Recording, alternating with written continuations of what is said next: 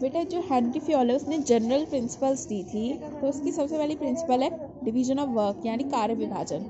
इसमें उन्होंने ये कहा था कि हमें अपने पूरे काम को भागों में बांट लेना चाहिए और प्रत्येक व्यक्ति को उसकी क्वालिफिकेशन यानी उसकी योग्यता के अनुसार काम देना चाहिए। उससे क्या होगा, अगर वो उस काम को बार बार करेगा तो उसमें विशिष्टीकरण के लाभ आएंगे, जिसे हम विशिष्टीकरण बोलते हैं यानी स्पेशलाइजेशन। तो इस प्रिंसिपल के कुछ पॉजिटिव इफेक्ट हैं और कुछ नेगेटिव इफेक्ट हैं।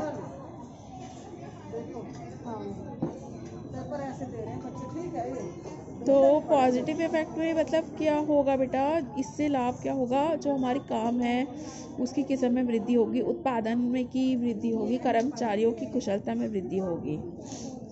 और इसकी नेगेटिव इफेक्ट ये है कि कर्मचारियों की कुशलता में कभी कभी कमी आ सकती है।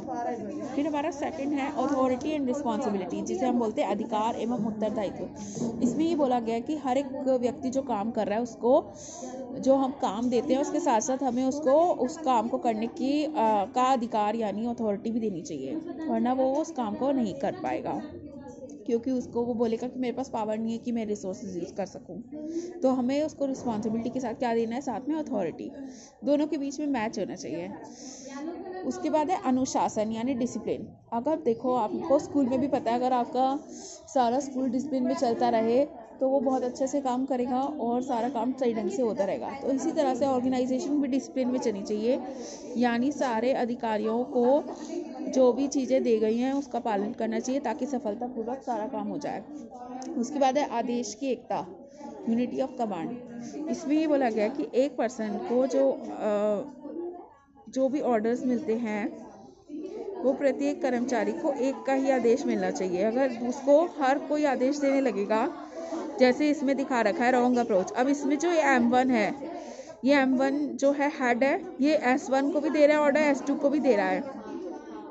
तो अब ये जो S2 है इसको दो जगह से ऑर्डर मिल रहे हैं, एक इधर से भी मिल रहे हैं M1 से और एक M2 से भी मिल रहा है। तो ये जो S2 है ये सबऑर्डिनेट कंफ्यूज जाएगा कि किसका ऑर्डर पहले मानूं। तो हर एक पर्सन को ओनली वन ऊपर पर्सन से ऑर्डर मिलने चाहिए ताकि उसको पता रहे कौन सा काम सही ढंग से करना है।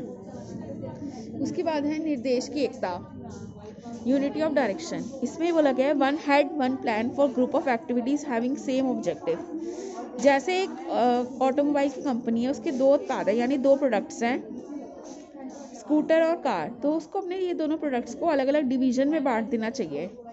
तो इसी तरह से हमारे ऑर्गेनाइजेशन में बेटा फंक्शंस भी अलग अलग बने हुए हैं, प्रोडक्शन फंक्शन, फाइनेंसिंग,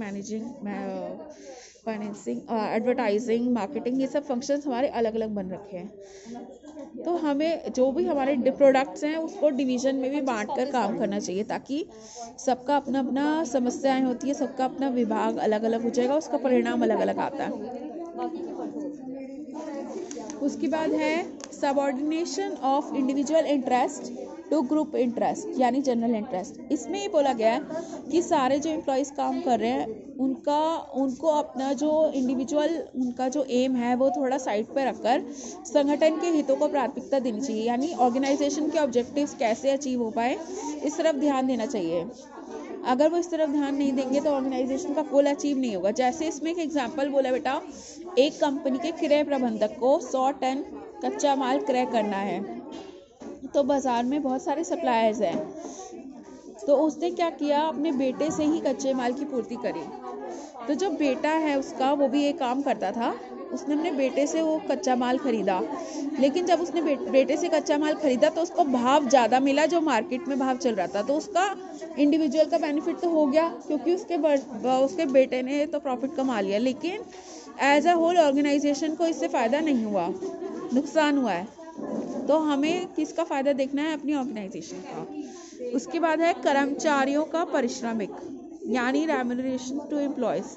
जो एम्प्लॉयज़ हमारे काम कर रहे हैं उसे हमें टाइम से सैलरी देनी चाहिए ताकि वो हमारा काम सही ढंग से करते रहें। उसके बाद है केंद्रीकरण तथा विकेंद्रीकरण, सेंट्रलाइजेशन एंड डिसेंट्रलाइजेशन। इसमें दो चीज़ें होती है बेटा, सेंट्रलाइजेशन में तो सारी चीज़ें केंद्रित हो जाती हैं यानी एक ही पर्सन करेगा, और डिसेंट्रलाइजेशन में बांट दी जाती है। तो हमें ये दोनों ही नहीं करनी चाहिए, हम दोनों का जो है बीच का रास्ता अपनाना चाहिए, यानी थोड़ी सी चीज़ें हमें सेंट्रलाइज करनी चाहिए कि हमारे मेन हेड ही करें और बाकी डिसेंट्रलाइज यानी बाकी बांट देनी चाहिए।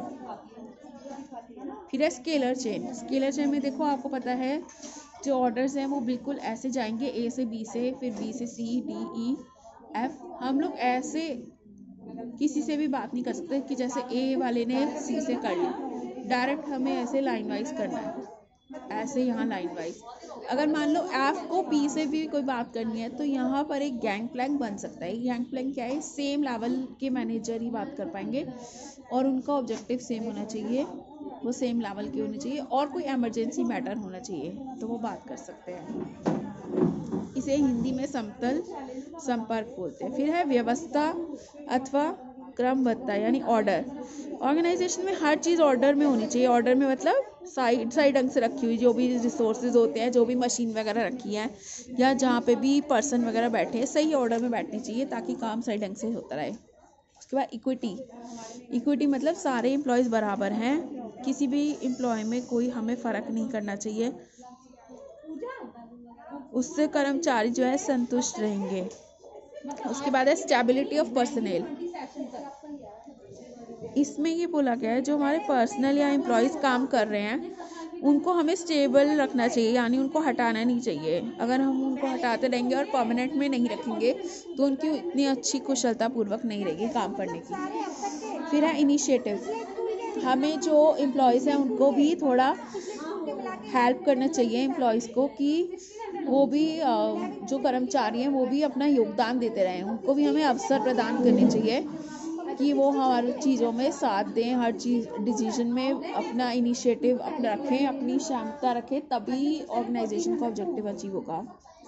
फिर है एस्पिरेट डी कॉप्स 14 सहयोग की भावना। सबको एज अ टीम काम करना है तो सब में हम की भावना होनी चाहिए, मैं की भावना नहीं होनी चाहिए, टीम भावना होनी चाहिए। ठीक है, ये फ्योल के प्रिंसिपल्स हैं।